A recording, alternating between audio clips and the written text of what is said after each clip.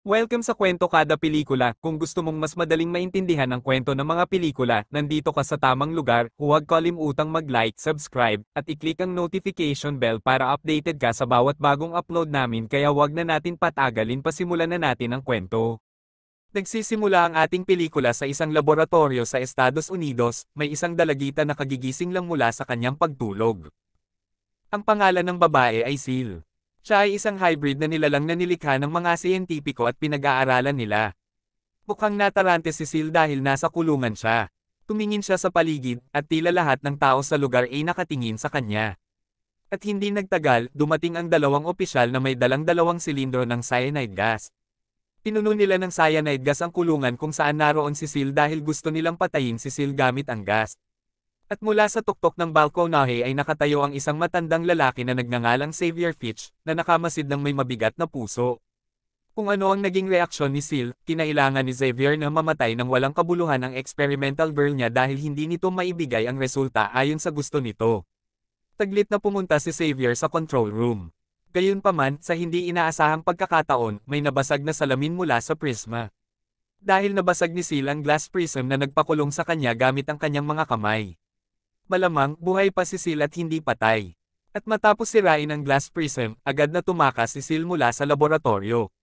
At bilang resulta ng pagkasira ng glass prism, kumalat ang cyanide gas sa buong silid, non-aging sanhi ng maraming mga opisyal na nawala ng malay kaagad pagkatapos malanghap ang nakamamatay na gas.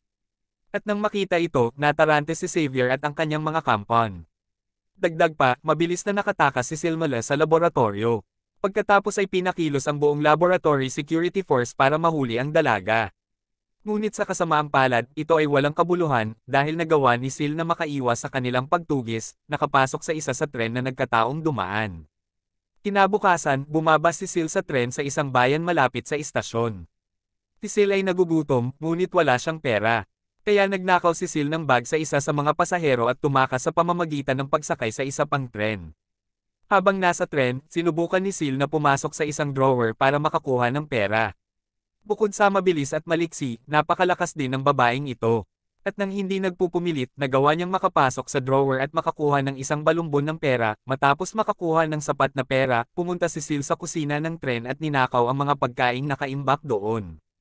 At lumabas na ang tren na pinasok ni Sil ay isang first class na tren, kung saan ang tren ay nilagyan ng toilet, kusina, at VIP seats.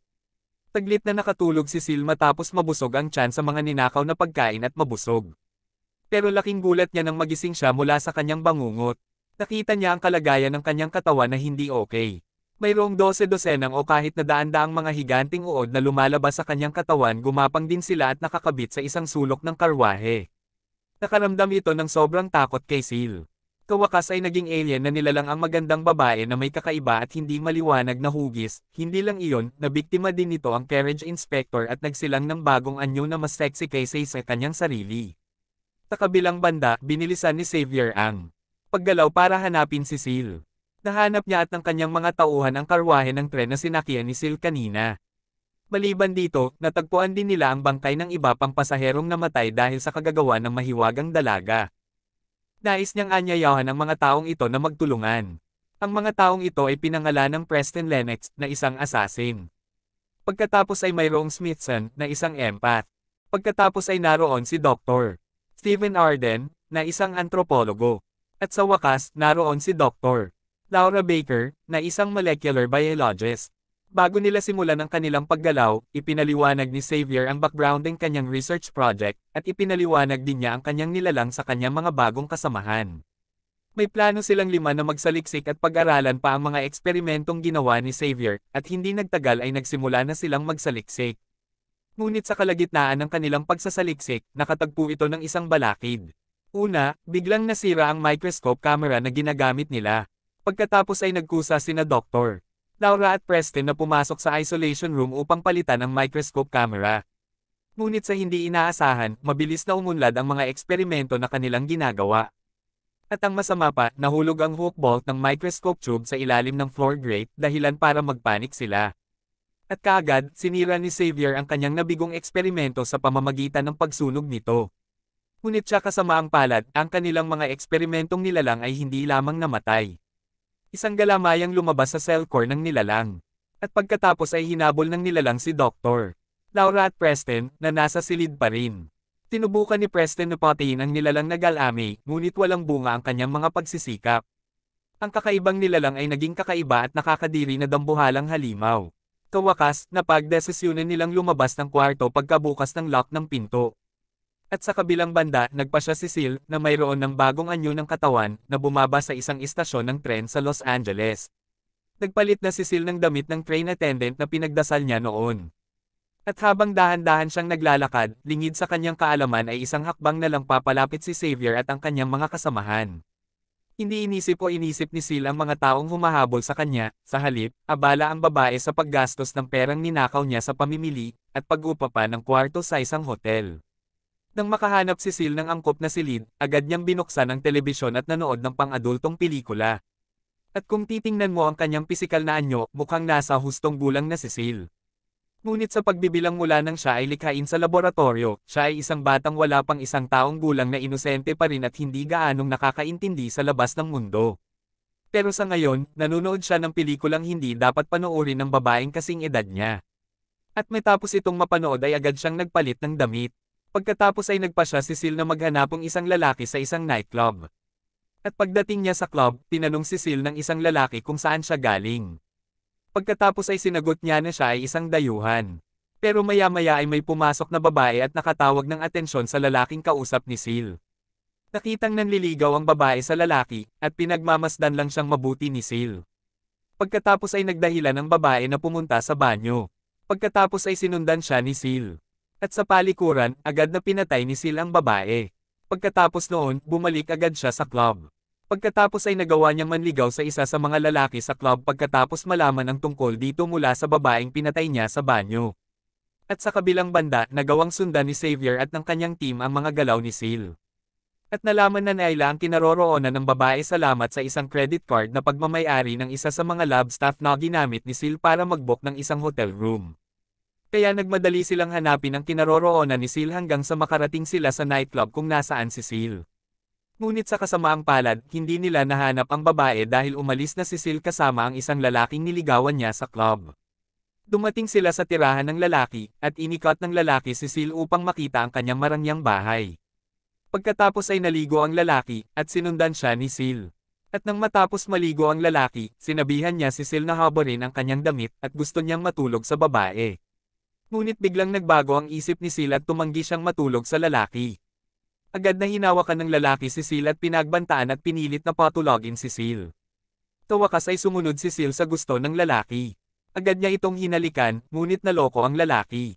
Marahas, na hinalikan ni Sil ang lalaki hanggang sa mapatay niya ito. Sa kabilang banda, dumating na si Xavier at ang kanyang kasama sa bahay ng lalaki matapos makatanggap ng impormasyon mula sa isa sa mga taong nakakita kay Sil na umalis ng nightclub kasama ang lalaki. Palihim na pumasok si Preston sa bahay ng lalaki. Pagkatapos ay hindi niya sinasadyang nakita ang katawan ng lalaki sa isang kakilakilabot na kondisyon. Matapos mahanap ni Preston ang bangkay, agad na pinag-usapan ni Xavier at ng kanyang team ang mga dahilan kung bakit pinatay ni Sil ang lalaki. Nahanap din nila ang dahilan kung bakit tumanggi si Sil na makipagrelasyon sa lalaki. Dahil may diabetes pala ang lalaki, hinala nila na may kakayahan si Sil na ma-detect ang kalusugan ng isang tao, at iyon ang dahilan kung bakit tumanggi siyang makipagtalik sa lalaki. Pagkatapos, nang makatanggap siya ng pagbabanta, agad niyang pinatay siya. Tumakbo si Sil palayo kasama ang sasakyan ng lalaki. At kinabukasan, iniwan ni Sil ang sasakyan sa dalampasigan dahil naubusan ng gasolina ang sasakyan. At habang naglalakad si Sil ay aksidenteng nabangga ng isang sasakyan, nawala ng malay ang kanyang katawan. At ang salarin na nakabangga kay Sil ay tumakas at hindi yumako ng responsibilidad. Maya-maya ay may dumating na lalaki, saka dinala ng lalaki si Sil sa ospital para magamot. At habang ginagamot, nagulat ang doktor na gumamot kay Sil dahil nakita niya ang proseso ng paghilom ng sugat na naganap sa katawan ni Sil. Agad na bumangon ang babae at agad na tumakbo palabas ng treatment room. Habang nasa lobby ng ospital, nakilala ni Sil ang lalaking tumulong sa kanya. Tinanong ng lalaki ang kalagayan ni Sil, sumagot naman ang babae na ayos lang siya. Pagkatapos ay niyaya ni Sil ang lalaki na lumabas ng ospital matapos makita ang mga kakaibang pangyayari sa kanyang harapan. Ang doktor na gumamot kay Sil ay agad na nakipag-ugnayan sa mga awtoridad at sinabi ang lahat ng mga pangyayari na kanyang nakita. At sa wakas, nakarating sa pandinig ni Xavier at ng kanyang team ang balita nang sila ay nasa pinangyarihan ng aksidente ni Seal. At hindi nagtagal ay dumating na si Seal at ang lalaki sa tirahan ng lalaki, doon sila nagtagal. Sa kabilang banda, dumating na si Xavier at ang kanyang team sa ospital kung saan ginagamot si Seal. Pagkatapos ay sinuri nila ang babae. Ngunit sa kasamaang palad, wala na si Seal. Kaya't naghanap sila ng impormasyon tungkol sa isang taong kumuha sa babae, at sinabi sa kanila ng kawani ng ospital na ang isang lalaki na kumuha kay Seal ay pinangalan ng John F. Carey. Nalaman nila ito sa pamamagitan ng pagtingin sa kasaysayan ng pagbabayad sa ospital ni John gamit ang kanyang credit card. At nang maglaon ng gabing iyon, nang makuha ang mga detalye at numero ng telepono ni John mula sa ospital, sinubaybayan ng mga doktor na sina Laura at Preston si John at sinubukang makipag-ugnayan sa kanya. Sabay na sinimulan ni na John at Seal ang kanilang mga aktibidad para magsaya sa swimming pool ni John.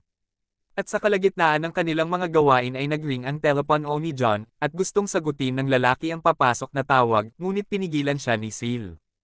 Ang tawag pala sa telepono ay tawag ng mga doktor na sina Laura at Preston, kaya wala silang nakuhang sagot mula kay John, habang si Seal at John ay nagpatuloy sa kanilang mga aktibidad na natigil, lang sandali pa, dumating sina Preston at Dr.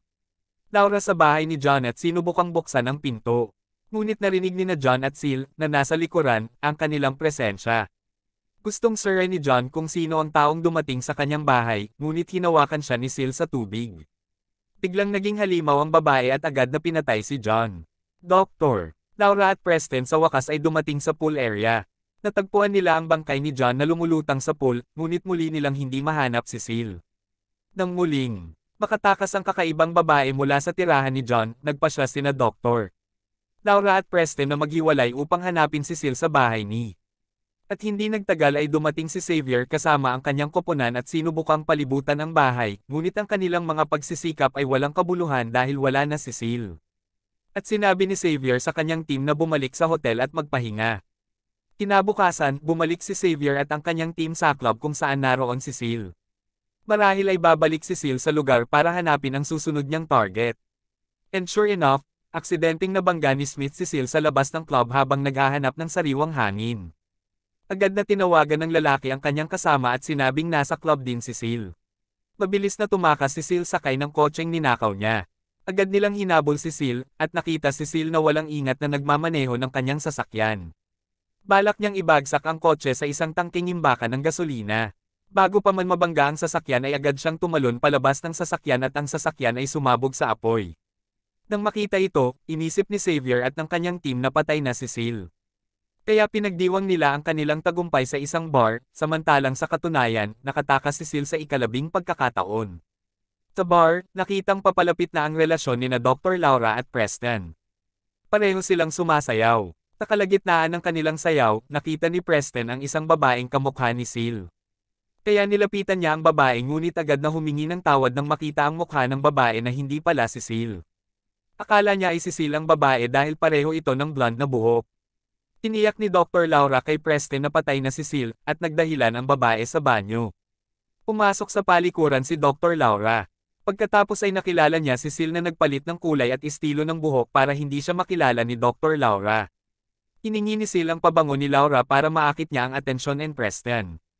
Maya-maya pa ay nagpaalam na si Dr. Laura sa lahat ng mga kasamahan niya na pumunta muna sa kanyang kwarto para magpahinga, at sinundan siya ni Preston.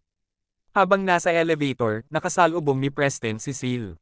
Tinimulan ng babae ang kanyang aksyon upang maakit ang atensyon ni Preston, ngunit nabigo ang kanyang mga pagsisikap.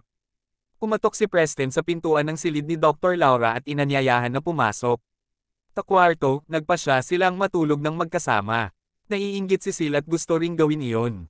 Tinakaw niya ang susi ng kwarto sa tabi ng kwarto ni Dr. Laura para mabantayan ang kanilang gagawin. Kay Steven pala ang kwarto. Nagulat ang lalaki nang may nakita siyang babae sa kwarto niya. Si Seal na sa sobrang pagnanasa ay agad na tinukso si Steven na matulog sa kanya. Hindi napigilan ni Steve ng tukso ni Seal. Kawakas, sinimulan na nila ang kanilang mga masasayang aktibidad. Sa kabilang banda, hindi komportable si Smith. Pagkatapos ay pumunta siya upang tingnan ang kanyang mga kasamahan. Naramdaman ni Smith ang totoong nangyayari sa kwarto ni Steven. Kaya sinubukan niyang ipaliwanag at kumbansihin sina Laura at Preston sa kanyang kutob. Sa kabilang banda, isang bagong buhay ang nalikha sa silid ni Steven pagkatapos na mabuntis si Sil ni Steven. Nang mapagtanto ito ni Steven, nagulat siya at nanlaban. Pero syempre, hindi kalaban ni Sil ang lakas niya. Pagkatapos ay agad siyang pinatay ni Sil at agad itong tumakas nang sinira ng kanyang mga kasamahan ang pinto ng kwarto ni Steven. Tinugod nila ang babaeng halimaw. Long story short, nahanap nila ang pinagtataguan ni Sil sa isa sa mga water tunnel sa ilalim ng hotel habang ginalugad ang lugar. Biglang inatake si Xavier ng mabangis na halimaw at namatay ito. Hindi nagtagal, nanganak si Sil ng isang lalaki. At sa wakas, naganap ang labanan sa pagitan ng halimaw at Team Xavier. At nagawa nilang talunin ang mabangis na halimaw sa pamamagitan ng isang putok mula kay Preston. At ang halimaw ay nasunog hanggang sa mamatay, pagkatapos ay bumalik sila at sa wakas ay natapos ang kwento. At dyan nagtatapos ang ating recap para sa pelikulang ito. Kung nagustuhan mo ang kwento at gusto mo pang makapanood ng iba pang movie recaps, huwag kalimutang mag-like, mag-subscribe, at mag-comment. At syempre, i-click mo na rin ang notification bell para updated ka sa mga bago nating uploads. Maraming salamat sa panonood, at kita-kits sa susunod na recap.